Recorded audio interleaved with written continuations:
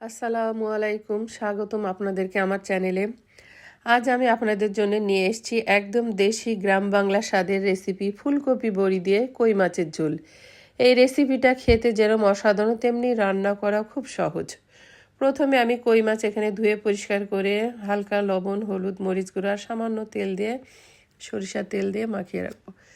এখন একটা কড়াই ভাজার জন্য পরিমাণ মতো তেল দিয়ে গরম হলে এখন একে একে মাছগুলো দিয়ে আমি উল্টে পাল্টে ভেজে নিব। খুব বেশি পুড়িয়ে ফেলা যাবে না, হালকা ভাজা হয়ে গেলে মাছগুলো উঠিয়ে নেব। মাছ ভাজা হয়ে গেলে ওই তেলে এখন একে একে বড়িগুলো দিয়ে ভেজে নিচ্ছি।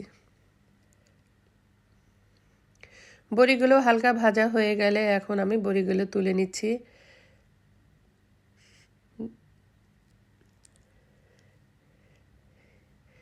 দিয়ে এখন ওই তেলের মধ্যে আমি ফুলকপিগুলো ভেজে নিচ্ছি।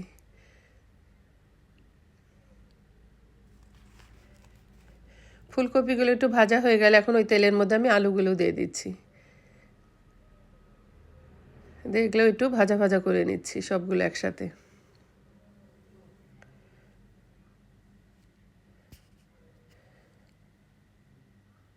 এখন সবজিগুলো উঠিয়ে নিচ্ছি, নিয়ে ওই কড়াই এখন দিয়ে দিচ্ছি আর একটু তেল দিয়ে দিচ্ছে এখানে গোটা জিরা দিয়ে এখন দিয়ে দিচ্ছে এখানে হাফ কাপ পেঁয়াজ কুচি।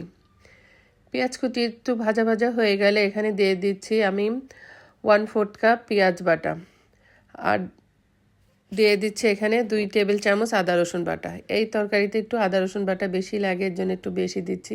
তো এখানে পরিমাণ মতো দিয়ে দিলাম লবণ, 1 চা চামচ দিয়ে দিচ্ছি হলুদ গুঁড়া, 1.5 চা চামচ মরিচ গুঁড়া, 1 চা চামচ জিরা গুঁড়া আর দিয়ে দিচ্ছি 1 চা চামচ ধনিয়া গুঁড়া। দিয়ে মশলাগুলো তেলের সাথে ভেজে নিচ্ছি। ভাজা হয়ে গেলে এখানে অল্প পানি দিয়ে কিছুক্ষণ এভাবে আমরা মশলাগুলো কষিয়ে নেব, যতক্ষণ পর্যন্ত এর কাঁচা ভাবটা দূর না হচ্ছে। মশলাটা ভাজা ভাজা হয়ে গেলে এখানে আমরা আগে থেকে ভেজে রাখা বড়িগুলো দিয়ে দিচ্ছি। বড়িগুলো দিয়ে এখন ফুলকপিটাও দিয়ে দিচ্ছি। দিয়ে সবগুলো মশলার সাথে সুন্দর মতো কষিয়ে নিব। কষানো হয়ে গেলে একটু ঢাকনা দিয়ে ঢেকে দিব। এভাবে কয়েকবার আমরা কষিয়ে নিব ঢাকনা দিয়ে ঢেকে।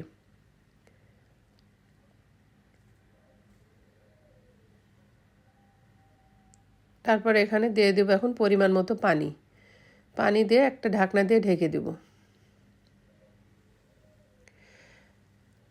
ফুটে উঠলে আমরা এখন আগে থেকে ভেজে রাখা মাছগুলো দিয়ে দিচ্ছি।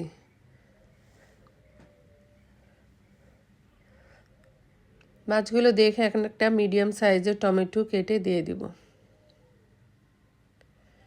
দিয়ে উপর দিয়ে আর একটু সামান্য লবণ ছড়িয়ে দিব।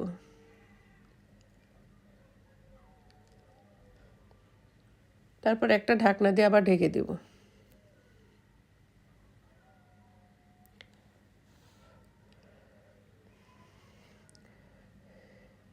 তারপর এভাবে ফুটে উঠলে আমাদের হয়ে যাবে কই মাছ। তা এখন আমরা উপর দিয়ে দিব কিছুটা ভাজা জিরা গুঁড়া আর দিয়ে দিব ধনিয়া পাতা কুচি। তারপর এটা আমরা ঢাকনা দিয়ে 1-2 মিনিটের জন্য দমে রাখবো। তাহলে হয়ে যাবে আমাদের শীতকালীন ফুলকপি বড়ি দিয়ে কই মাছের ঝোল। এটা গরম গরম ভাতের সাথে খেতে খুবই ভালো লাগে। ভালো লাগলে অবশ্যই ট্রাই করবেন।